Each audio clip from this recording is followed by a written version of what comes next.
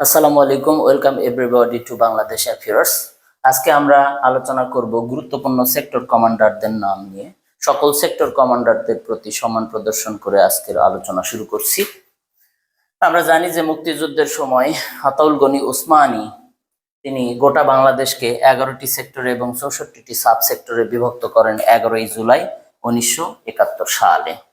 আমরা বিভিন্ন সময় দেখেছি যে সেক্টর কমান্ডারদের নাম নিয়ে প্রশ্ন আসে। মূলত প্রথমে যিনি দায়িত্ব পালন করেছেন এইরকম আমরা 10 জন সেক্টর কমান্ডারদের নাম মনে রাখার একটা টেকনিক অ্যাপ্লাই করেছি এখানে।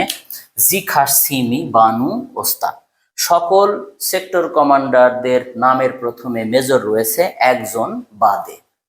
আমরা দেখি মেজর জিয়াউর রহমান, জিতে জিয়াউর রহমান, খাতে খালেদ মোশাররফ, শতে শফিউল্লাহ, সিতে সি আর দত্ত, মিতে মীর শওকত আলী, বাতে বাশার, নুতে নুরুজ্জামান, ওতে ওসমান, জতে জলিল, তাতে তাহের। তাহলে সবগুলোর নামের প্রথমে মেজর রয়েছে, শুধু উইং কমান্ডার ছিলেন বাশার। তাহলে একটা প্রশ্ন নিচে দেওয়া আছে, নিচের কে 11 নম্বর সেক্টরের সেক্টর কমান্ডার ছিলেন? 11 নম্বরে আমরা দেখলাম যে তা রয়েছে, এক কথায় মেজর আবু তাহের ছিলেন 11 নম্বর সেক্টরের সেক্টর কমান্ডার। ধন্যবাদ সবাইকে।